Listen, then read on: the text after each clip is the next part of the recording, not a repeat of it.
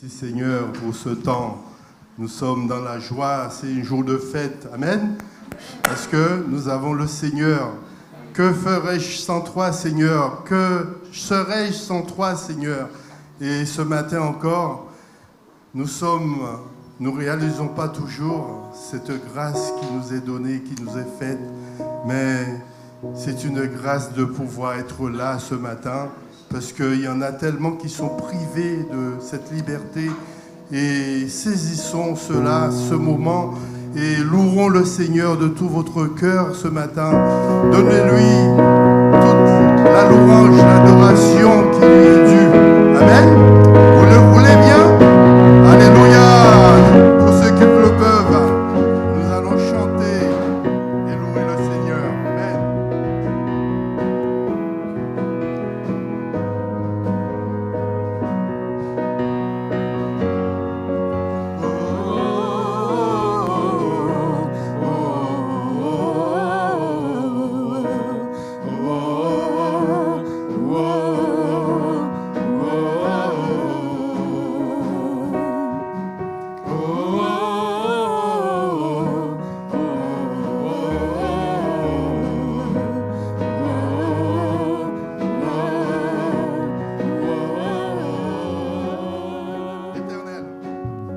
L'Éternel est mon berger, de rien je ne manquerai.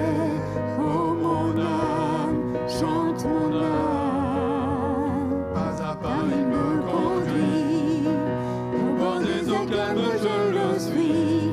Oh mon âme, chante mon âme. Oui, toujours le bonheur et la grâce m'accompagneront devant sa face. Sa présence, tellement de joie, tellement de joie. Et tant qu'il se trouve auprès de moi, aucun mal mon âme tu me craindras. Et dans son temple, je reviendrai.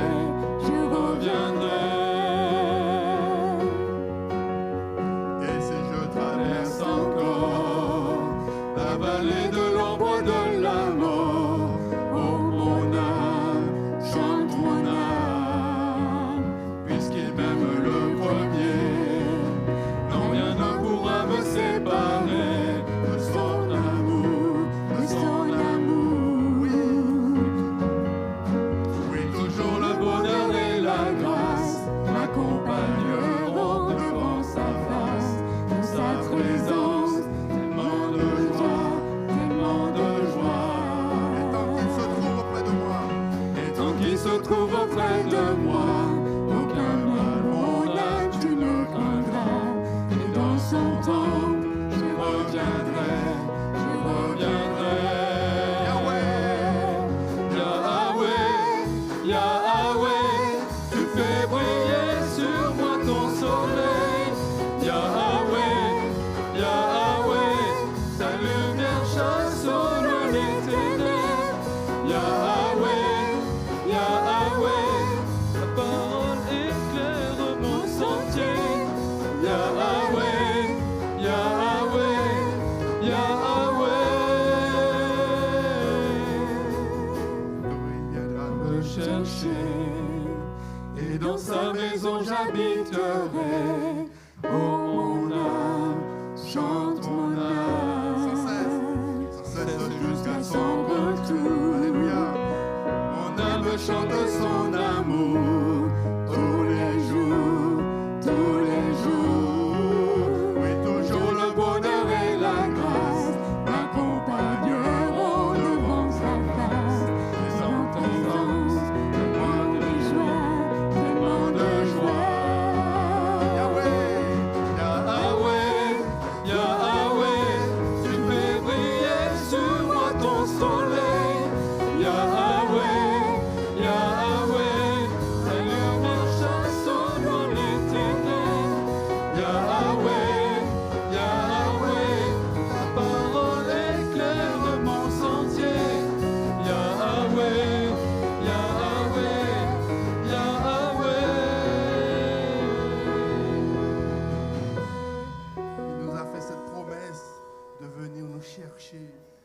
Alors que notre cœur, que nos vies soient déjà prêts à partir avec lui quand il reviendra nous chercher. Amen. Alléluia. Son amour est parfait.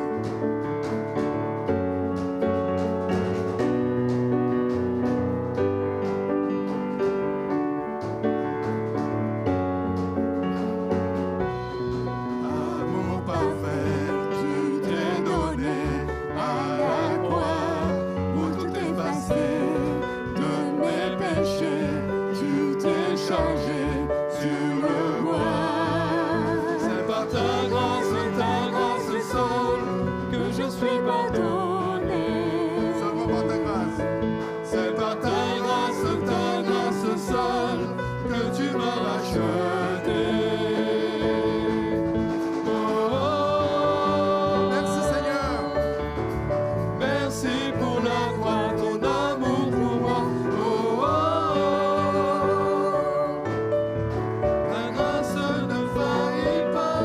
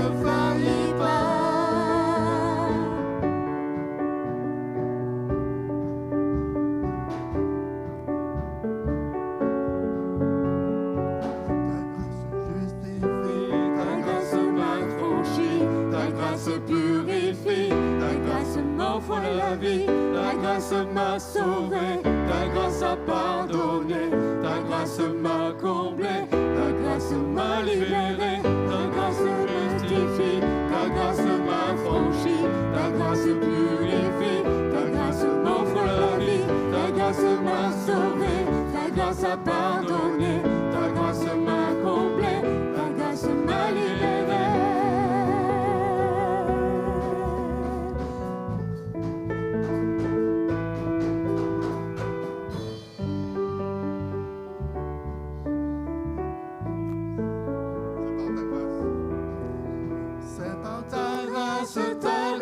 Seul que je suis pardonné.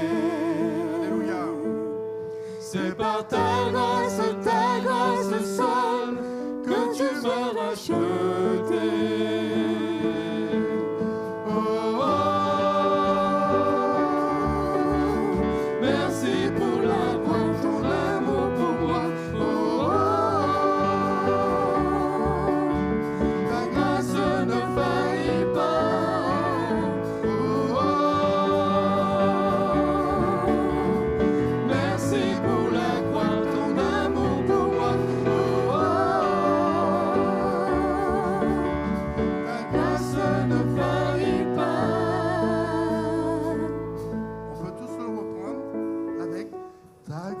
Justifie, ta grâce m'a franchi, ta grâce purifie, ta grâce m'offre la vie, ta grâce m'a sauvé, ta grâce pardonné, ta grâce m'a comblé, ta grâce m'a libéré.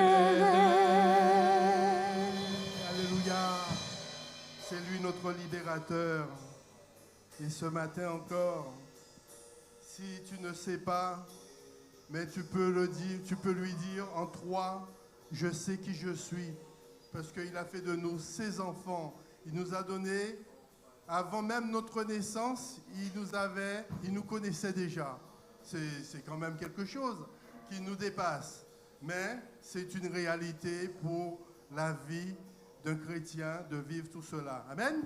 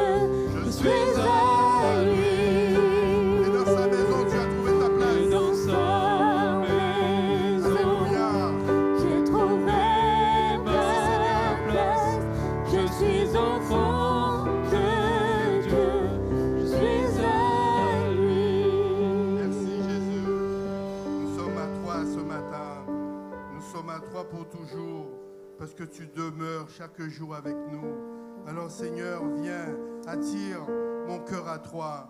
Si je suis là ce matin, tout mon être veut être là aussi. Parce que bien souvent, physiquement nous sommes là, mais notre esprit ailleurs. Alors Seigneur, attire mon cœur à toi, Jésus. C'est mon désir d'être tout près, que tu sois tout près de moi, Jésus. Tu es ma délivrance dans le danger, à tout moment, Seigneur. Oui, c'est ta présence, ô divin berger. Amen.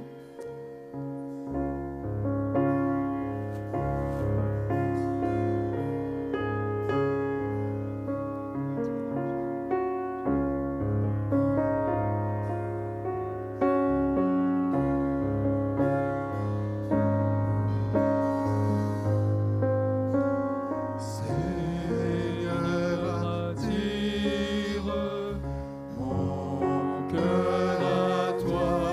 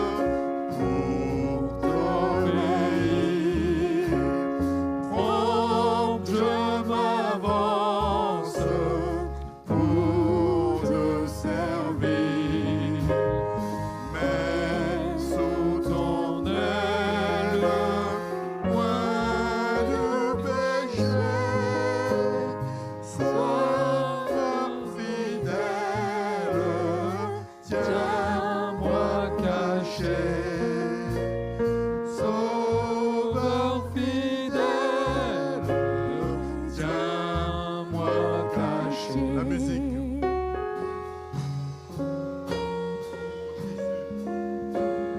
Merci Seigneur. Alléluia. Viens nous cacher ce matin. Garde-nous dans ta main, Seigneur. Oh, tu es le berger. Merci Seigneur, tu es ma délivrance. Jésus. Alléluia.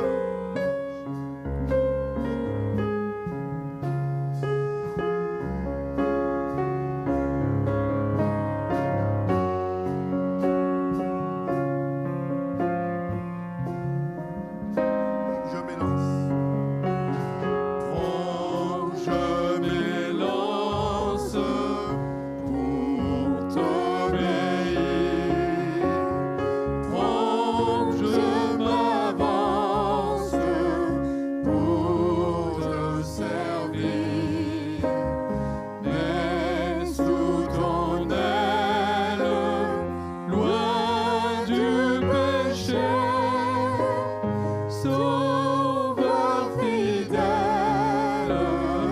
tiens-moi caché. Sauveur fidèle, tiens-moi caché. Alléluia. Oh Seigneur, merci Seigneur. Ouvre-nous Seigneur. Abrite-nous Seigneur. C'est en toi, en Jésus seul. Seul en Jésus. Si parfois, des fois, nous oublions, quelquefois, c'est en Jésus seul. Alors ce matin encore, chante-le de tout ton cœur. C'est vraiment par Jésus et en Jésus seul. Amen.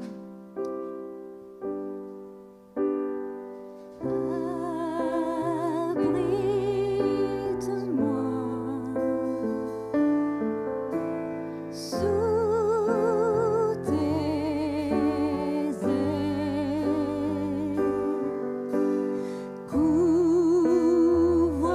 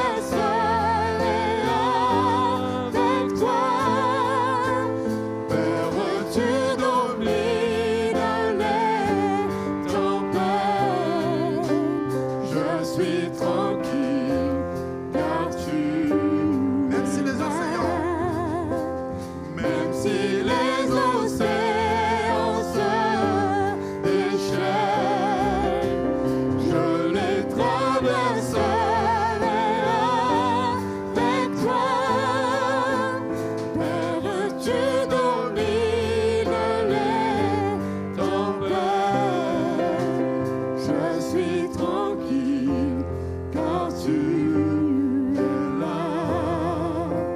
Je suis tranquille, car tu es là. Je suis tranquille.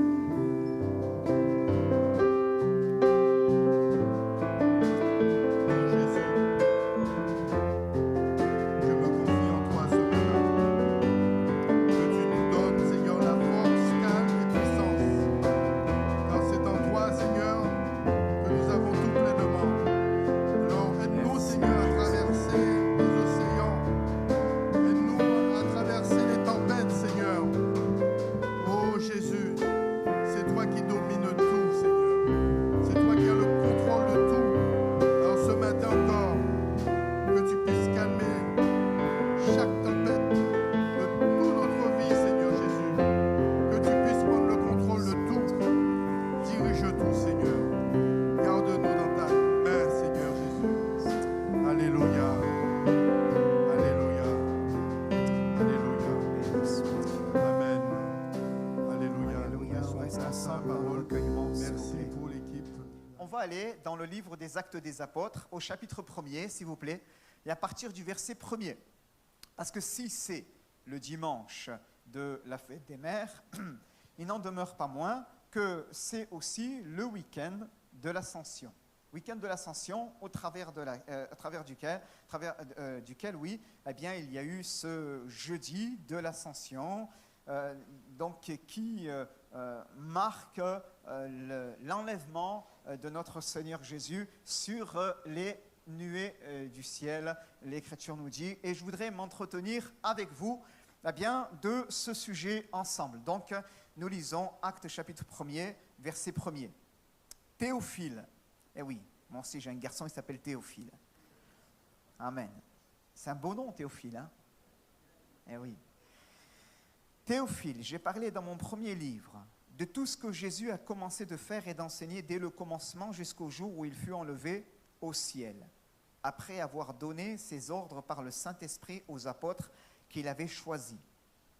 Après qu'il eut souffert, il leur apparut vivant et en leur donna plusieurs preuves, se montrant à eux pendant 40 jours et parlant des choses qui concernent le royaume de Dieu. Comme il se trouvait avec eux, il leur recommanda de ne pas s'éloigner de Jérusalem, mais d'attendre ce que le Père avait promis, ce que je vous ai annoncé, leur dit-il. Car Jean a baptisé d'eau, mais vous, dans peu de jours, vous serez baptisés du Saint-Esprit. Prenez ça, peut-être pour quelqu'un qui a besoin de prendre ça comme une parole de Dieu. Vous, dans peu de jours, vous serez baptisés du Saint-Esprit. Amen. Parfois, il y a des personnes qui y aspirent. Priez en vous appuyant là-dessus, en disant « Seigneur, je veux m'attendre à toi cette année. » Alléluia. Alors, les apôtres réunis lui demandèrent « Seigneur, est-ce en ce temps que tu rétabliras le royaume d'Israël ?» Il leur répondit « Ce n'est pas à vous de connaître les temps ou les moments que le Père a fixés de sa propre autorité, mais vous recevrez une puissance, le Saint-Esprit, survenant sur vous, et vous serez mes témoins à Jérusalem, dans toute la Judée, dans la Samarie et jusqu'aux extrémités de la terre. » Après avoir dit cela, il fut élevé pendant qu'ils le regardaient, et une nuée le déroba à leurs yeux. Et comme ils avaient les regards fixés vers le ciel, pendant qu'ils s'en allaient, voici 2 hommes vêtus de blanc leur apparurent et dirent « Hommes galiléens, pourquoi vous arrêtez-vous et regardez au ciel? Ce Jésus qui a été enlevé au ciel du milieu de vous viendra de la même manière que vous l'avez vu allant au ciel. » Alors, ils retournèrent à Jérusalem de la montagne appelée des Oliviers, qui est près de Jérusalem, à la distance d'un chemin de sabbat. Ça représente environ 1100 mètres.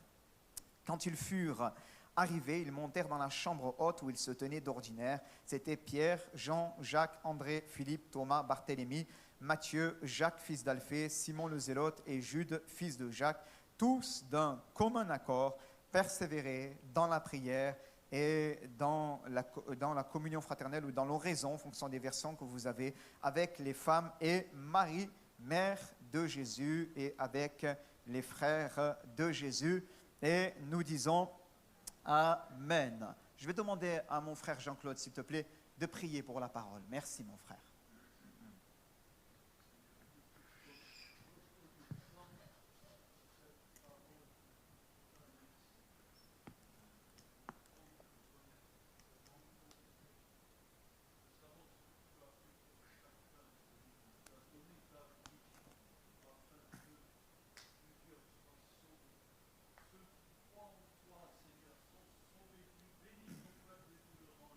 Alléluia. Oui, tu bénis ton peuple et tu le rends heureux, Jésus. Amen.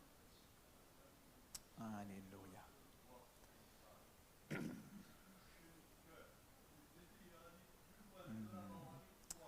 Alléluia.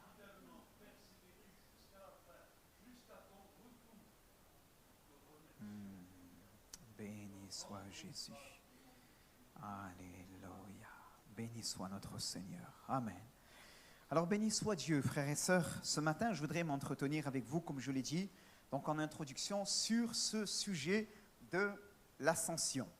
L'année dernière, j'ai, lors du dimanche de week-end de l'ascension, aussi voulu aborder avec l'Église ce sujet. Non pas que je suis allé dans mon armoire, chercher dans mes archives le message que j'avais pas partagé l'année dernière lors du dimanche du week-end de l'ascension, mais j'ai voulu aller reméditer sur ce passage, aller puiser dans les Écritures et aussi pouvoir partager sur ce sujet ce matin, frères et sœurs, parce que je crois que c'est un sujet dont nous entendons très peu parler dans nos églises et que pourtant a toute son importance. Vous êtes d'accord avec moi ? Ça a toute son importance. On entend souvent parler, dans nos milieux évangéliques, dans nos églises, de la Pâque, de Noël, bien sûr par ordre, de Noël, de la Pâque et de la Pentecôte. Mais l'ascension, hop, ça passe sous les radars et on a l'impression que finalement,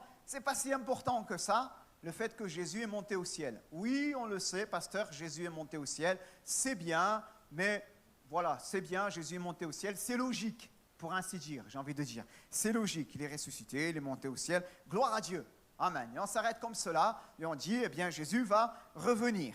Mais voyez-vous, le fait que Jésus est monté au ciel et le fait que les évangiles et le livre des Actes des Apôtres s'arrêtent sur ce détail a toute son importance. Toute son importance.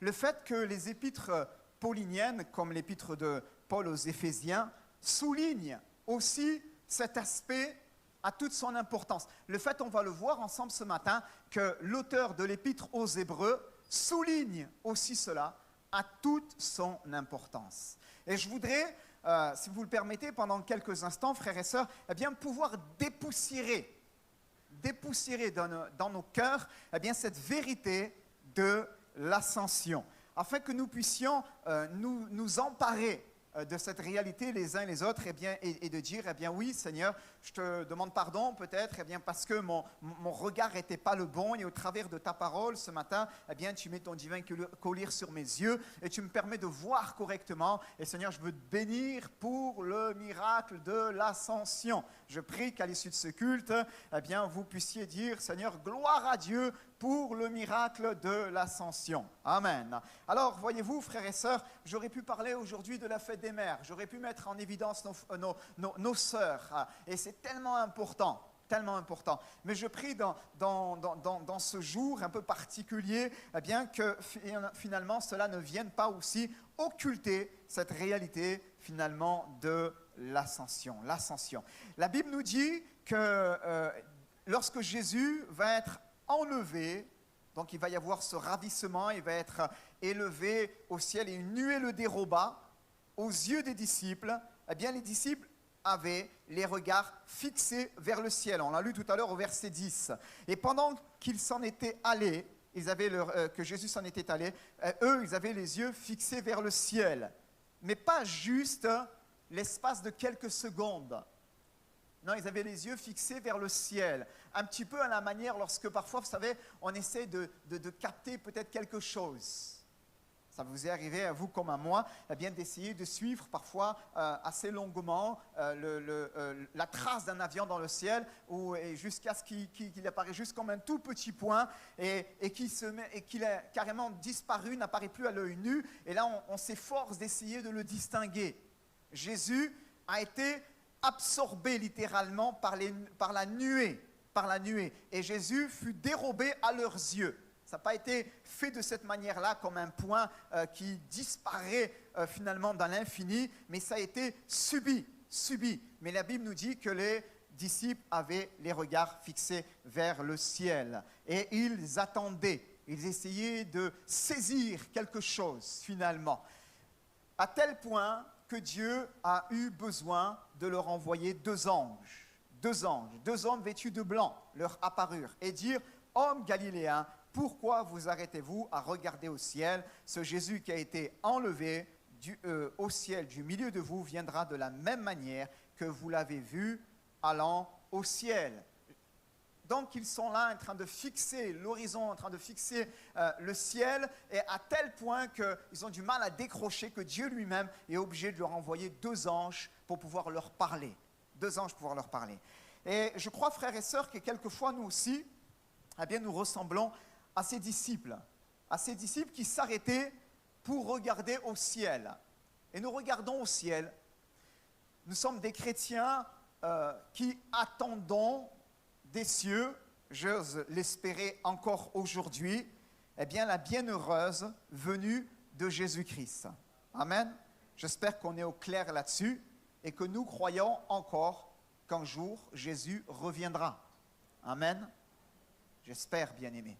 Aujourd'hui, il y a des milieux évangéliques dans lesquels on n'est plus en accord total avec cette vérité et que l'on voudrait laisser croire aux croyants eh bien, que le millénium c'est autre chose et il sera instauré eh bien, par la place qu'occupera l'Église dans les sociétés modernes d'aujourd'hui. Je ne vais pas m'attarder là-dessus, donc c'est un autre sujet. Et ça vient finalement tronquer la vérité de la parole de Dieu qui nous dit que Jésus-Christ revient. Amen. Jésus-Christ revient. C'est une certitude. Toute la Bible nous parle de ce second retour qu'il va faire sur les nuées du ciel pour venir chercher les siens.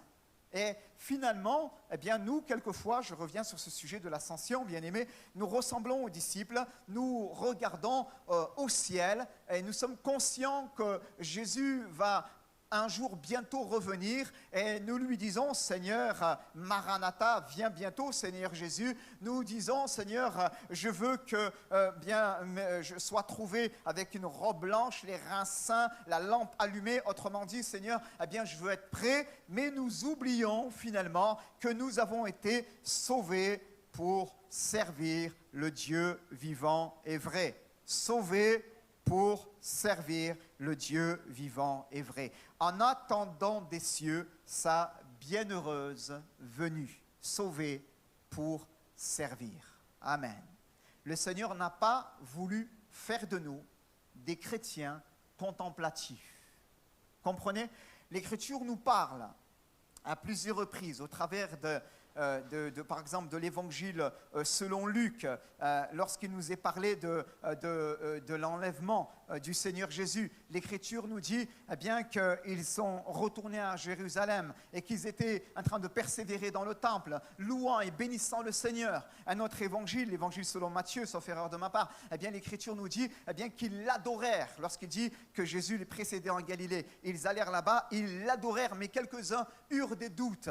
Comprenez? Le Seigneur ne nous appelle pas, bien-aimés, à cette vie de piété simplement, même si elle est belle.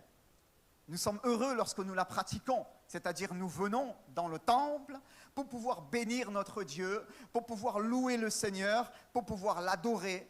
Alléluia. Quelquefois, à l'image des disciples, eh bien, nous aussi, nos cœurs, à cause de certaines circonstances de la vie, sont gagnés par le doute. Et là, le Christ ressuscité vient parler à nos âmes. Il nous fait du bien, il nous fortifie, il nous renouvelle, nous permet d'aller de l'avant. Gloire à Dieu. Merci Seigneur pour toutes ces choses. Mais je crois qu'il y a aussi autre chose que vous nous dire, le message de l'ascension, à savoir, c'est que nous sommes appelés les uns et les autres aussi à répondre à un grand mandat. Amen. Jésus, avant d'être enlevé sur les nuées du ciel, l'Écriture nous dit eh bien, qu'il avait donné des ordres par le Saint-Esprit aux apôtres qu'il avait choisis. Et ces ordres, nous les découvrons dans les évangiles, l'évangile selon Matthieu. Allez par tout le monde et prêchez la bonne nouvelle à toute la création. Amen. Nous les découvrons dans l'évangile selon Marc. Voici les miracles qui accompagneront ceux qui auront cru. Et l'Écriture nous dit que le Seigneur allait et travaillait avec eux et confirmait la parole par les miracles qui l'accompagnaient. Alléluia. Dieu avait donné des ordres. Le Seigneur avait donné des ordres. Et le message de l'ascension est là, non pas pour que nous portons un regard sur le ciel en disant, eh bien, ce Jésus qui s'en est allé, il reviendra de la même manière, mais pour que nous puissions, on va le voir ensemble ce matin, eh bien, nous recentrer aussi sur l'essentiel. Amen. Sur l'essentiel. Et quelquefois dans nos vies chrétiennes, je ne sais pas la vôtre, mais la mienne en tout cas, nous avons besoin régulièrement aussi de quelques réglages. Et j'ai besoin de cela pour pouvoir me recentrer sur l'essentiel. Il est mon essentiel, il est notre essentiel. Et au dernier jour, bien-aimés frères et sœurs, nous ne voulons pas avoir à rougir, mais nous voulons être heureux de ce que par la grâce de Dieu, nous aurons pu les uns et les autres, eh bien, accomplir les œuvres que le Maître avait préparées d'avance pour chacun de nous. Alléluia. Alors, permettez-moi, avant d'aller plus loin, de vous parler juste sur le plan théologique, quelques instants, de l'ascension. Jésus-Christ est monté au ciel. L'Écriture nous dit pourquoi. Pas pour faire beau, pas pour nous regarder d'en haut, mais pour pouvoir s'asseoir à la droite de la majesté divine, à la droite de Dieu le Père. Alléluia. L'ascension va de pair avec la glorification. Amen. Je le redis, l'ascension va de pair avec la glorification. La glorification de notre Sauveur. Alléluia. Celui qui est ressuscité, celui qui s'est montré, on va le voir tout à l'heure, bien-aimé, pendant 40 jours à ses disciples, donc leur donnant des preuves certaines de sa résurrection. Et celui qui monte, qui est enlevé, absorbé par la nuée du ciel et qui va s'asseoir à la droite de la majesté divine, bien-aimé, et le Sauveur bien-aimé, le Sauveur Jésus-Christ, crucifié, ressuscité, mais aussi glorifié. Glorifié. La Bible nous dit, bien-aimé, que Jésus a été souverainement élevé. Philippiens 2, 9. Aussi, Dieu lui a donné le nom qui est au-dessus de tout autre nom. Amen. Quand tu regardes Jésus dans le livre des Actes des Apôtres, au chapitre 1er, dans l'évangile selon Luc, au chapitre 24, et que tu vois ton Sauveur être enlevé sur les nuées du ciel, en train d'étendre ses mains et de bénir ses disciples, sache une chose, c'est qu'il n'est pas juste monté au ciel pour faire bien, mais pour pouvoir ainsi, dans cet acte, être glorifié par le Père, amen, et d'être ainsi souverainement élevé. Souverainement élevé. Aussi, Dieu lui a donné le nom qui est au-dessus de tout autre nom, afin qu'au nom de Jésus, voilà ce qui se passe dans le miracle de l'ascension, au nom de Jésus, tout genou fléchisse. Amen. Mon Sauveur a été souverainement élevé. Alléluia. Jésus, dans l'ascension, eh bien, a recouvert sa gloire originelle. On le découvre par exemple dans l'évangile selon Jean, au chapitre 17, je prends pour vous, et au verset 5, je prends pour vous, bien-aimés, l'Écriture nous dit que Jésus va faire cela dans sa prière. Il va dire, Père, glorifie-moi auprès de toi-même de ta gloire que j'avais auprès de toi avant que le monde fût. Amen. Jésus, dans son ascension, a été aussi glorifié par le Père. Glorifie-moi auprès de toi-même de la gloire que j'avais auprès de toi avant que le monde fût. Avant toute chose, avant le commencement de la création, alors que tout était tohu et bohu, désordre et néant. Jésus, le Fils, le principe même de la création, est déjà là, à l'origine de toute chose. Il est dans le sein du Père et il jouit de la gloire du Père. Amen. Et c'est par lui, l'Écriture nous dit, que toutes choses ont été faites. Toutes choses.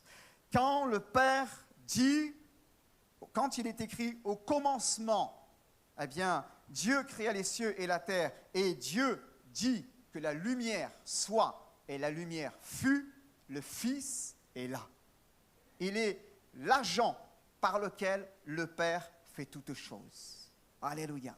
Il est venu sur la terre des hommes par le miracle de l'incarnation, revêtant une humanité semblable à la nôtre, une chair semblable à la nôtre, se rendant obéissant en dehors bien sûr du péché, se rendant obéissant jusqu'à la mort de la croix. Il s'est offert pour chacun de nous comme étant une victime expiatoire. Amen.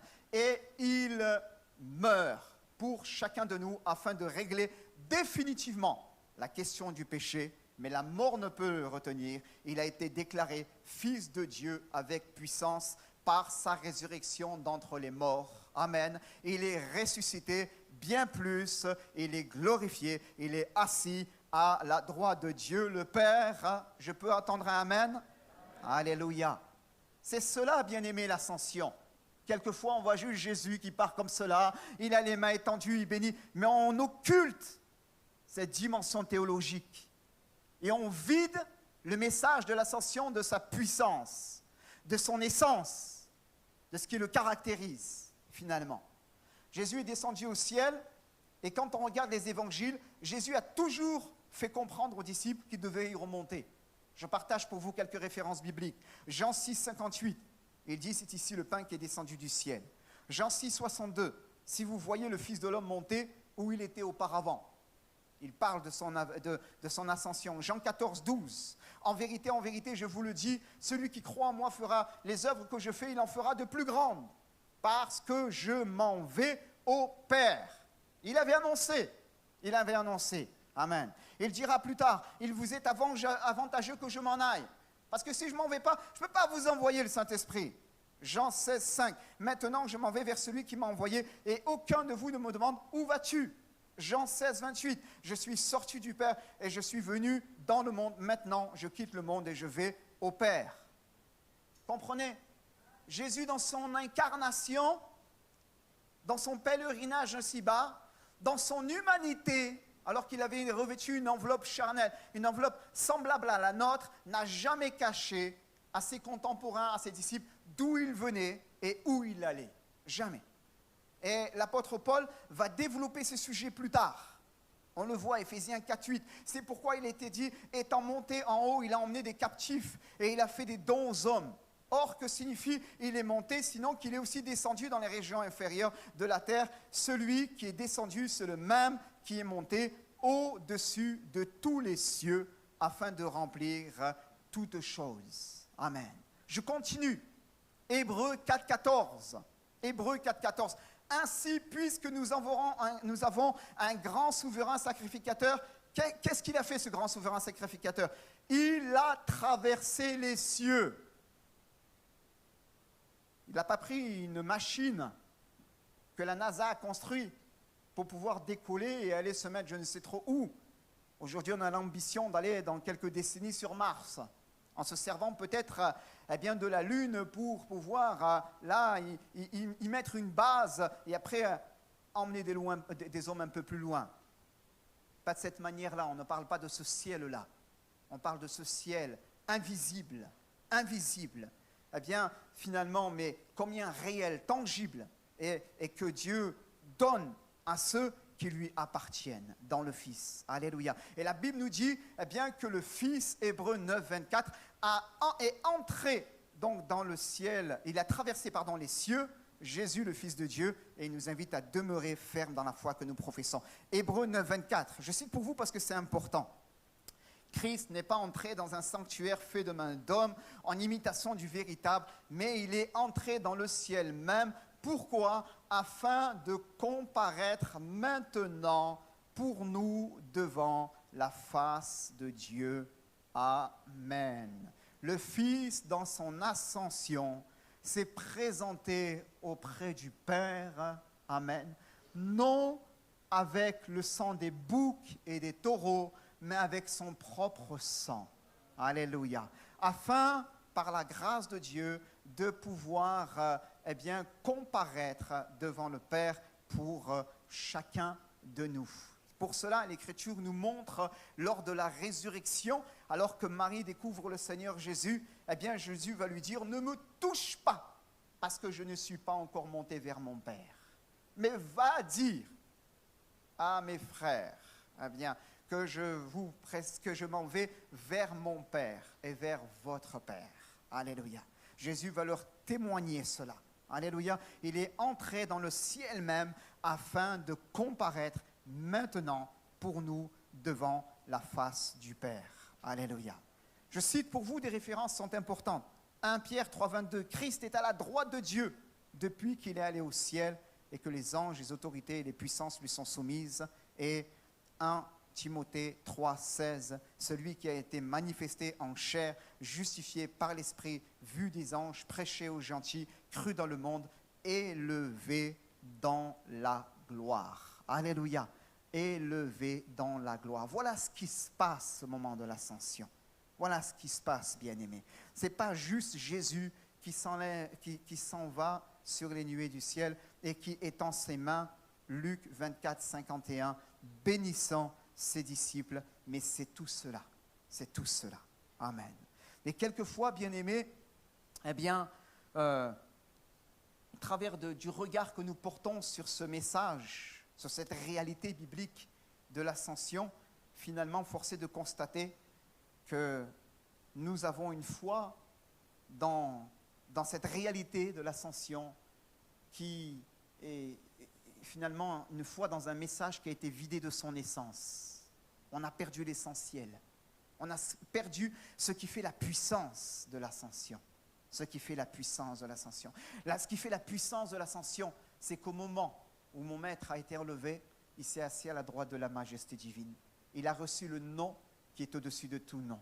Et que le Père lui a dit, assieds-toi à ma droite jusqu'à ce que je fasse de tous tes ennemis ton marchepied.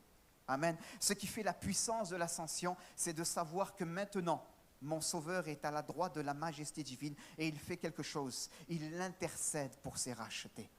Alléluia. Ce qui fait la puissance de l'ascension, c'est de savoir que mon maître s'en est allé afin de pouvoir me préparer une place. Jean 14, 27, afin que, verset 1er et suivant, afin que là où il est, nous y soyons aussi. Amen.